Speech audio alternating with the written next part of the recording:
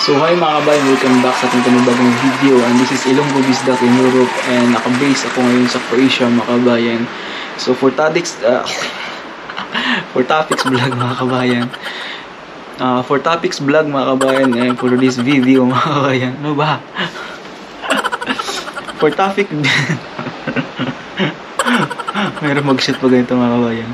So for topic for this video mga kabayan is all about may age limit ba dito sa Croatia, and may kailangan ba need ba ng work experience dito sa Croatia. So bagong lahat mga kabayan, mag-i-intro na ako. Pasok!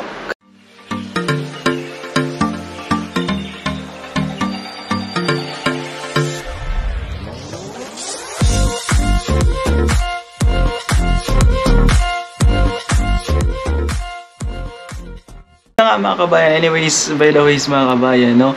So nakabisa ako ngayon sa Croatia mga kabayan. So maraming nagko-comment sa comment sections mga kabayan regarding sa may age limit ba dito sa Croatia, no? So unahin natin yung age limit dito sa Croatia, and kung babago ka pa sa aking YouTube channel mga kabayan, please don't forget to subscribe and click notification bell, share it to your friends this video mga kabayan, para makatulong tayo sa mga ideas, no, sa mga ibang kabayan na tatanong. So maraming tanong kasi hindi ko isa-isa isagot, so gagawin natin ng vlog. So unang tanong is, may age limit ba dito sa Croatia mga kabayan? So kung based sa akin sa experience ko mga kabayan is, pag nanggagaling ka ng Pilipinas mga kabayan, meron talagang need ng age limit mga kabayan. So mga aging sa Pilipinas, they need 43 below mga kabayan yung age limit na tinatanggap sa mga agencies dyan sa Pilipinas papunta dito sa Croatia. Pag cross country ka naman mga kabayan, hindi sila nakabase kung ilang taon ka, no? Wala silang age limit. Kung mag-apply ka sa mga agency cross country mga kabayan, walang age limit na hinihingi, no? Na required pala mga kabayan. As long as kaya mong magtrabaho, as long as alam mo yung trabaho mga kabayan papunta dito sa Croatia, alam mo yung trabaho ina-applyan mo, so wala siyang age limit mga kabayan pag cross country. Kaya sa Pilipinas kasi sobrang higpit nila, kasi nga ayaw din ng mga agencies mapapahiya sa mga employer na kumukuha ng mga tao, no, papunta dito sa Croatia mga kabayan. So kaya pag sa Pilipinas ka mga galing talaga, no, mga aplikante dyan sa Pilipinas, ang age limit dyan is 43 below mga kabayan. Pag lumampas ka na dyan, wala ka ng pag-asa mga kabayan, no? Pag sa cross country ka, as long as kayo magtrabaho, no, 43 above, pwede pa mag-apply dito sa Croatia. Kasi dito sa Europe mga kabayan, sa Croatia mga kabayan, hindi naman sila nakabase sa edad, nakabase sila kung paano ka magtrabaho, paano ma-handle yung trabaho na ibigay sa iyo, no? At saka walang discrimination sa edad dito mga kabayan sa Croatia. As long as kaya mo magtrabaho, as long as kaya mong ma-sustain yung 8 hours duty na ibibigay sa inyo mga kabayan, walang problema yon. Tapos, meron pang tanong if need ba ng working experience papunta dito sa Croatia, Europe. Yes mga kabayan, of course, kailangan mo ng work experience papunta dito sa Croatia, Europe. Especially pag sa Pilipinas ka nanggaling through agencies mga kabayan, no? Very required talaga sa mga agencies dyan sa Pilipinas papunta dito sa Croatia na need nila ng work experience, no? Papunta dito. 3 hours later. So yun na nga mga kabayan, naputol yung last video ko na to, so i-continuous ko siya mga kabayan.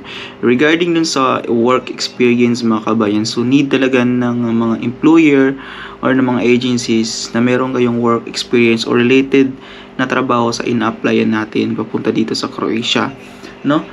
Kung sa Pilipinas ka naman nanggaling mga kabayan, kailangan talaga ng mga agencies na related ka talaga sa work na ina-applyan mo punta dito, kasi nga ayaw nila mapapahiya, di ba? No? Kahit naman tayo mga kabayan, ayaw natin mapahiya yung employer natin na wala tayong experience pagdating nga tayo, para tayong mga syunga pagdating sa site or sa on-site na kung saan kayo i-destino ng mga employer, no? So much better mga kabayan mag-apply kayo dito is meron kayong work experience, no? meron kayong work experience na may pangbala kayo sa kanila, meron kayong kumbaga hindi na kayo mag-adjust ng mas mahabang adjustment pagdating dito sa Croatia mga kabayan. Ito ng bagong t-shirt na ako. Kaya yan ang previous video. Kasi last video ko mga kabayan, hindi ko talaga siya na continuous kasi nga medyo naghang yung GoPro ko kasi maraming video na to eh.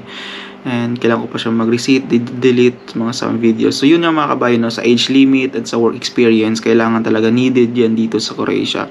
Kung sa Pilipinas ka magagaling.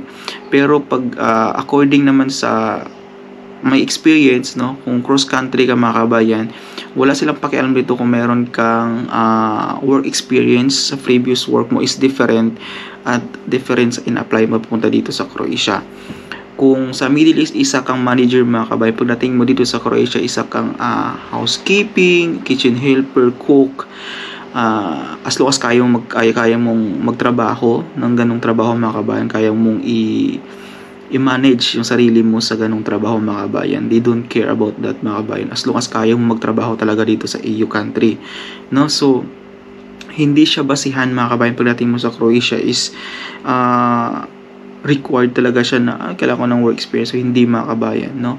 Pero mas advantage kung meron kang experience na ganun mga kabayan, so easy na lang sa'yo ba, hindi ka na magbalisa o aligaga pagdating mo sa mga sites kung saan ka idadalhin ng employer mo, no? So yun lang mga share ko sa inyo mga kabayan, at least meron kayong mga idea, no, kung ano yung merong sistema dito sa Croatia, Europe mga kabayan, no? Ayan lang. Tapos pagdating dito sa Croatia mga kabayan,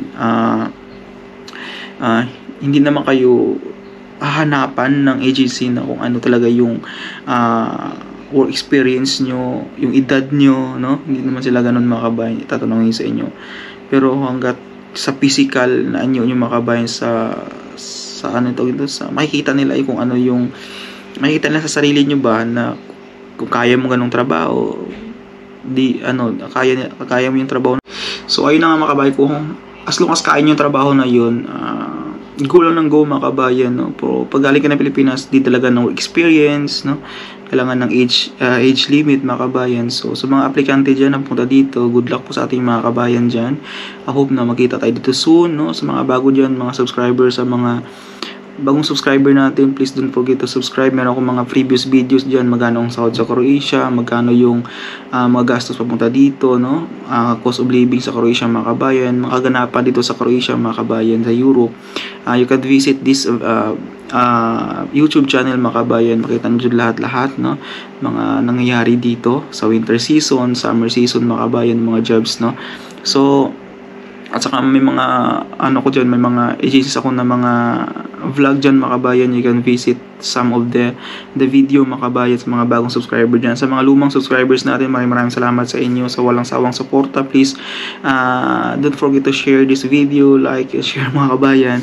And sa mga bago dyan, subscribe naman kayo mga kabayan. Comment down below if ano pa yung mga kailangan natin i-vlog for this Croatian Europe journey mga kabayan, no? So maraming salamat sa inyo. Isang taon na pala ako ngayon dito sa Croatia, mahigit, no? So meron kayong mga questions dyan mga kabayan, comment down below lang, walang problema yan, sasagutin natin yan, no? And sa mga shoutout sa mga punta dito na na-approve na yung visa nila, good luck, congrats po sa ating lahat. Maraming salamat mga kabayan, yun lang na i-share ko sa inyo. Sana huwag niyo kong sawang suportahan sa aking YouTube channel, sa aking journey, no, sa pagbablog mga kabayan. Maraming salamat sa inyo, and see you around. See you for the next vlog. Comment down below mga kabayan. Bye!